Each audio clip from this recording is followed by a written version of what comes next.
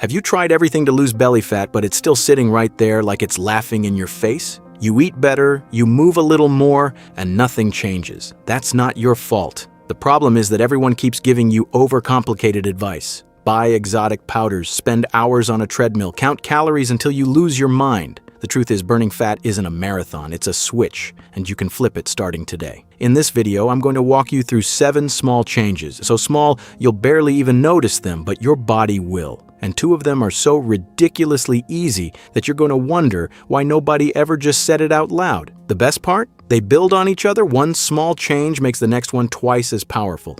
Let's start with what most people mistake for exercise, but isn't. First, move without working out. This is where the big fitness lie lives. You've been told you have to suffer, sweat, and struggle for an hour on the treadmill or it doesn't count. Wrong. Completely wrong. Your body burns energy all day long. Not just when you're wearing gym clothes, the stuff you do without thinking about it, taking the stairs instead of the elevator, pacing around while you're on the phone, tapping your foot at your desk, all of that has a name. In scientific terms, it's called non-exercise activity thermogenesis. In plain English, it just means moving throughout your day. Think of your metabolism like an old diesel engine. When you sit for hours, it cools down. It practically starts to rust. Every little movement, standing up, stretching, taking out the trash, is like a small spark. It keeps the engine warm. It tells the body to stay active, stop waiting for the elevator. Park a little farther away. Stand up when you take calls. Just become a person who moves again, not a houseplant stuck in a chair. This is the foundation of everything. Without it, nothing else works.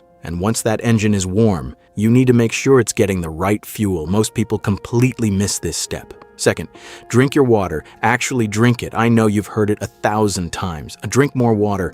But why? Really? It's not just about being generally healthy. Your body is a terrible communicator. It constantly confuses thirst with hunger. Seriously, that little urge to snack at 3 in the afternoon, that craving for something sweet, a lot of the time it's just boredom, or more often, thirst. And what do? We grab chocolate. Water is the transportation system for everything your body needs to eliminate. It's the highway that fat gets carried out on. When that highway is dry, meaning when you're dehydrated, there's a traffic jam. Your metabolism slows to a crawl. You feel tired. So what do? You eat for energy. A vicious cycle. The simple fix is to drink a big glass of cold water right when you wake up before your coffee. Cold water, yes, it gives your metabolism a small boost because your body has to warm it up. But more importantly, you start the day with a full tank. Put a bottle on your desk, see it, drink it, and the next time you feel like snacking, drink a big glass of water first and wait 10 minutes. Hunger gone? You're welcome. Now that the engine is running and the fuel is flowing, you need the right signal to actually start the machine, and that signal doesn't come from your coffee cup. Third, get morning light in your eyes. We live in caves, well-lit artificial caves. We wake up in the dark, immediately stare at a small bright screen, then go to an office where artificial lights burn all day. Your body has no idea what time it is. The result? Your hormones go haywire. Cortisol, the stress hormone that's supposed to be high in the morning to wake you up, is low. And at night, when it should be low, it's high because you've been staring at screens until midnight. That's the perfect recipe for storing fat around your belly. Your body needs an anchor. That anchor is morning light. Step outside for 5 to 10 minutes in the morning without sunglasses, even on a cloudy day. Coffee tastes better outside anyway. Or just stand at an open window. That specific morning light tells your brain that the day has started, that it can switch on burn mode and switch off sleep mode. This isn't mysticism, it's biology. It sets your internal clock. When that clock is running right, your cells know exactly when to release energy and when to hold back. If you skip this, your body just guesses, and it usually guesses wrong. Now that your body knows it's daytime, you need to tell it what to work with, and the order in which you do things is absolutely critical. Fourth, eat your protein first. Here's a typical meal. We start with bread or pasta or potatoes. What happens? Your blood sugar shoots up like a rocket. Your body panics. Too much sugar in the blood. It releases insulin. Insulin is the storage hormone. Its one and only job is to clear out that excess energy as fast as possible. And guess where it goes? Straight into the fat cells around your belly. Then the cravings come right back. The trick is to eat protein first. The chicken before the pasta. The eggs before the toast. The steak before the fries. Protein, and also fiber from vegetables, acts like a bouncer for sugar. It slows down absorption. The blood sugar rocket becomes a gentle hill. Way less insulin is needed. Less insulin means the body has no order to store fat. In fact, it stays in fat-burning mode. It's not about cutting out carbs, it's just about not eating them first. That's it. One tiny change in sequence that tells your body to relax and that there's no reason to store anything. But even the best meal can backfire if you do what most people do right after eating. Fifth, take a 10-minute walk after meals. What do we do after eating? We sink into the couch, the food coma. That's the worst thing you can do. All the sugar from your meal, even if you ate protein first, is now floating around in your bloodstream with nothing to do. So insulin shows up again and packs it all away into belly fat storage. Now imagine your muscles are like little sponges. After a meal, they're full, but if you move, you wring them out. You create space. A 10-minute walk, not running, just walking, right after a meal tells your muscles there's work to do. Take the sugar out of the blood. And they do it immediately. Blood sugar drops. Insulin barely has to show up. The body doesn't store, it burns. Walk around the block, clean up the kitchen, dance for 10 minutes to a song you loved back in the day. Doesn't matter. Just don't become a statue.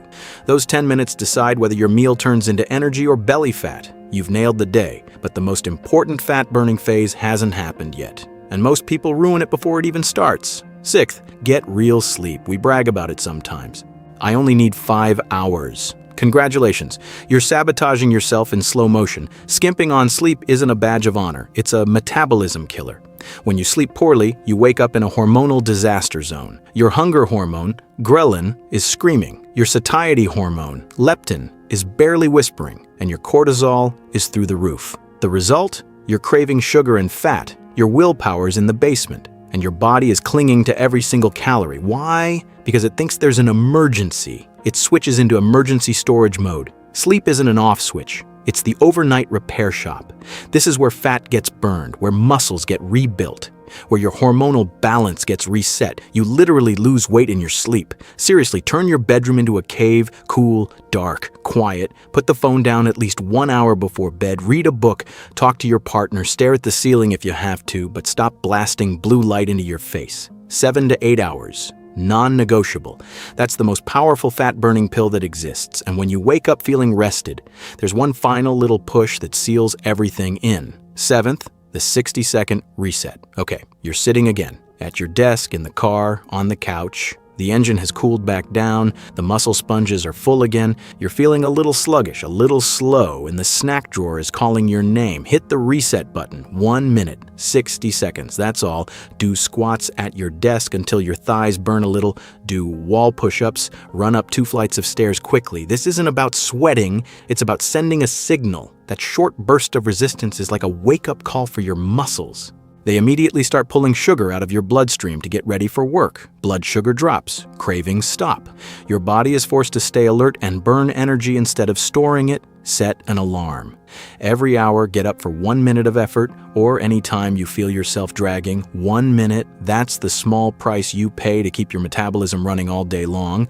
Here's the recap. You're moving like a human being again. You're drinking water instead of snacking. You're catching morning light. You're eating protein first. You're walking after meals. You're actually sleeping. And you're hitting the 60-second reset button. You see, none of these things are exercise. None of them are a diet. No deprivation, no suffering. These are tiny adjustments. They're the instruction manual you never got for your own body. Belly fat is stubborn, but it's not smarter than you. It just responds to signals.